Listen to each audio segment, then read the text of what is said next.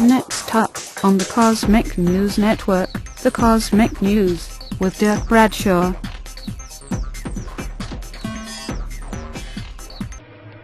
This man uses freeinla.com. He likes that it's updated daily. This man prefers to go to a rival site where it's updated once every 3 years. There you have it. Free NLA can kick your website's ass any day. freeinla.com.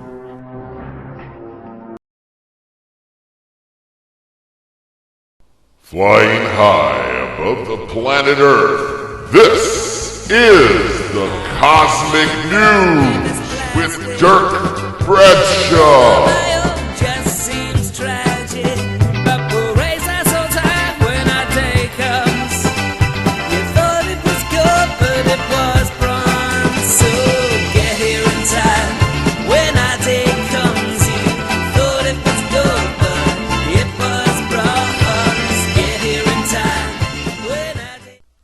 Hey there, boys and girls. You know what time it is. It's time for the Cosmic News with Dirk Bradshaw. I am Dirk Bradshaw, and tonight, UFO believers have linked retired Army Colonel Jon Alexander to everything from military abductions to mind control.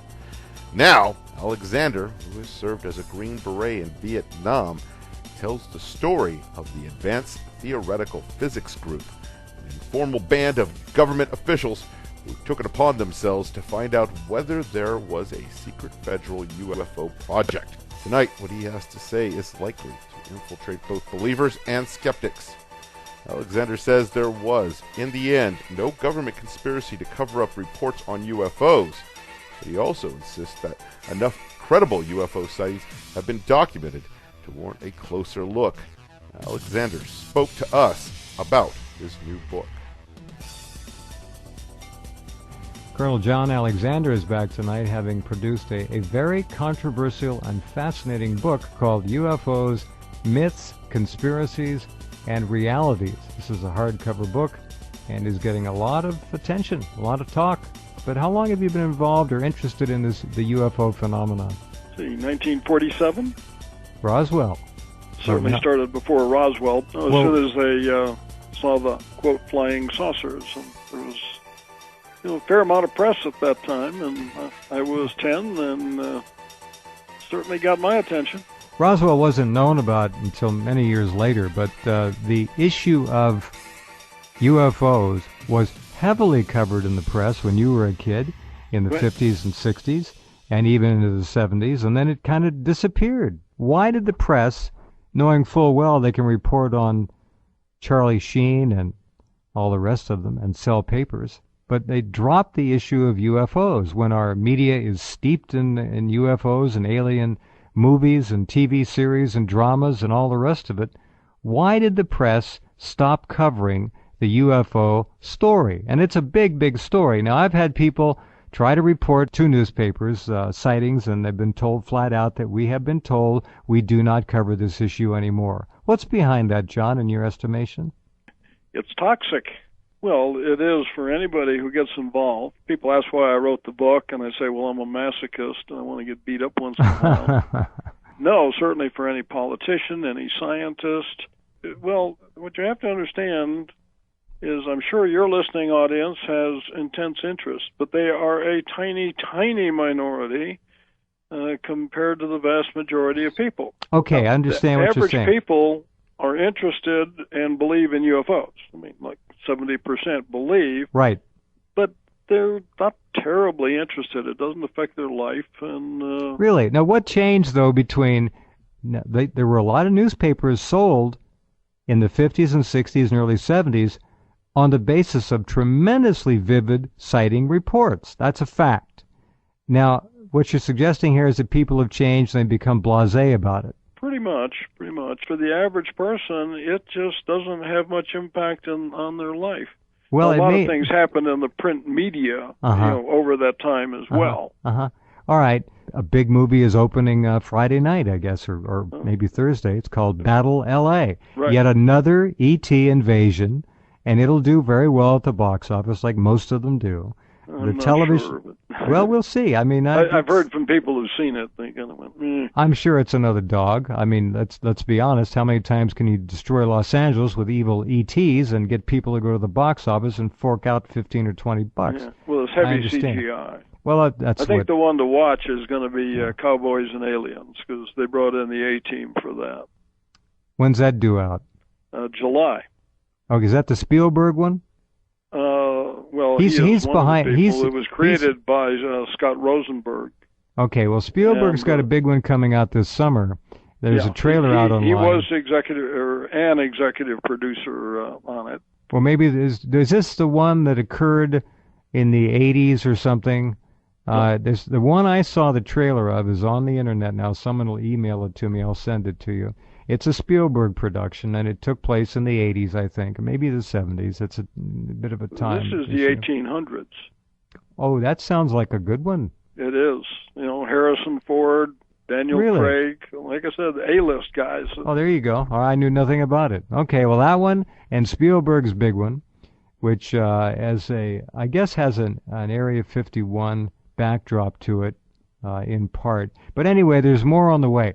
The point of all this is the culture we live in is loaded with ET, UFO screenplays. Sure. Whether they're television or motion pictures, it doesn't matter. Now, the suggestion here, though, is that our newspapers aren't going to cover that issue anymore as being reported, and they're... Well, the problem is, again, it's toxic even for them, and they always go ho, ho, ho. Wink, wink at the end of the thing. They'll put up, brief things on sightings, and then a couple of days later, the sighting was explained, even if it wasn't. Here's the Bentwaters case is kind of a classic one there. But what do you think of the Bentwaters case? I think it's a great case. I think it's one of the best that have come along. Mm-hmm. And that over time, most of the cases over time get weaker. This is one that seems to get stronger and stronger. Have you talked to Charles Halt?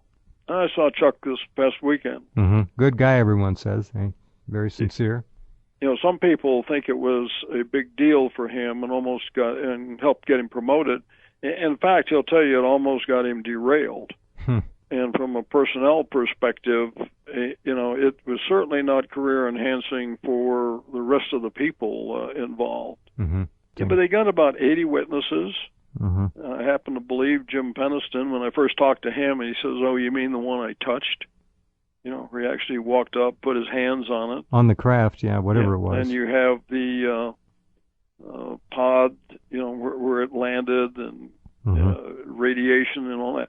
But when I said the press, if you'll remember, it was only a short time ago, like within the last month, they were hitting the press that said, maybe it was an Apollo capsule that dropped down.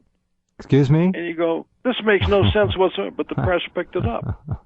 Well, it was supposed to be a training capsule for Apollo that was being dragged along and fell off. You go, it just doesn't even begin to fit the facts. No. It gets reported as such. Of course. That's too bad. Well, the press is not what it used to be, that's for damn sure. You said something, and I've forgotten where I've read it. Might have been the Popular Mechanics brief article about you in the book.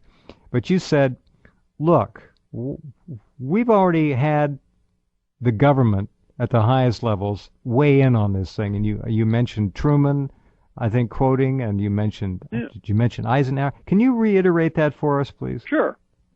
Day one has happened. Everybody's talking, when's the announcement from the White House going to happen? Day one happened. It happened, and Truman came out and said, these things are real, and they don't come from Earth. So Truman said this. Yeah.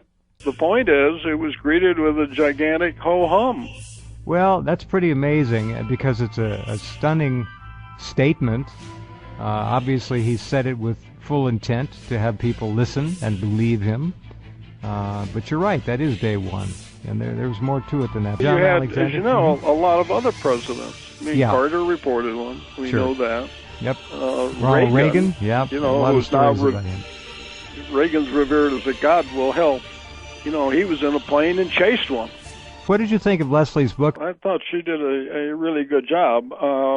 She edited 19 co-authors and first persons that, in fact, I was working on the book kind of in parallel.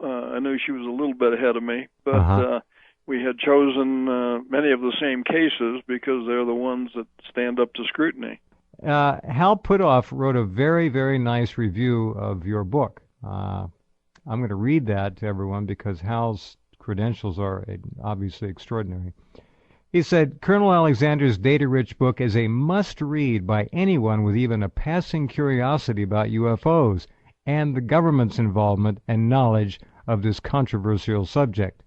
Authored by a well-connected government insider with decades of access to senior military and civilian leaders and who convened a highly classified, officially sanctioned UFO study group, Colonel Alexander provides a first-hand, behind-the-scenes look at the intricate government/intelligence/military-industrial complex structure that emerges from his careful study.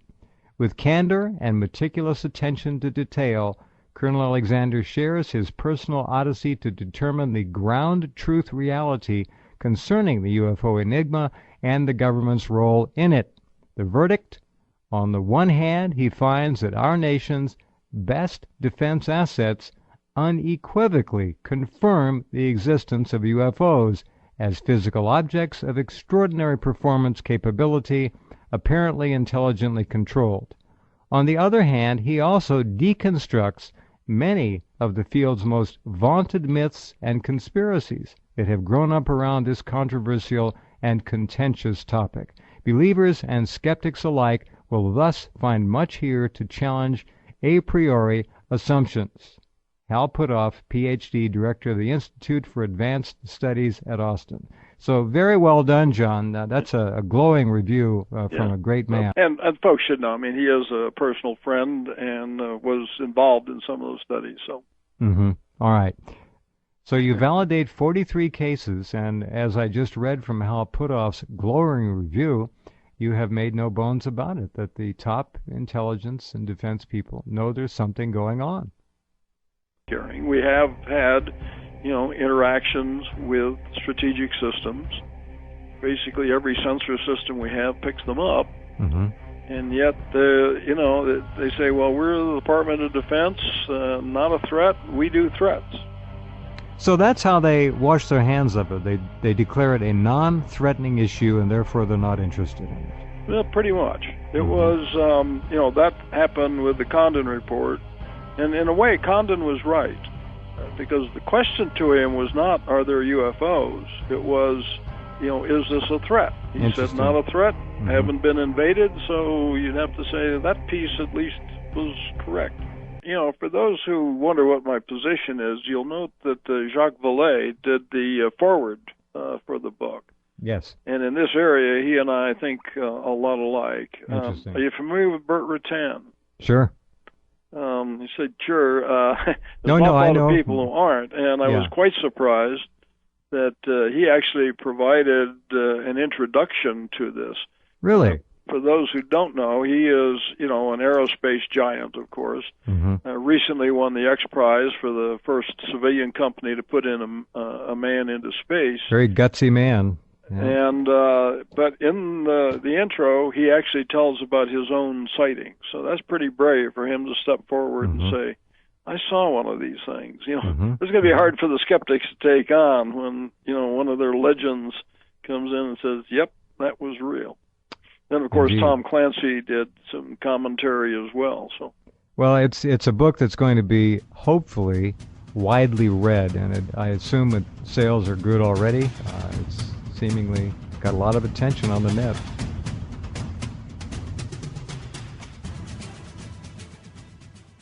Oh, man, I can't believe it's over. Where does the time go? Well, I see the fat lady's off the stage. She's looking right at me. It's time for me to go put her to bed. I hate goodbyes. So instead I'm going to say, until we meet again, I'm Dirk Bradshaw for the Cosmic News. Wake up.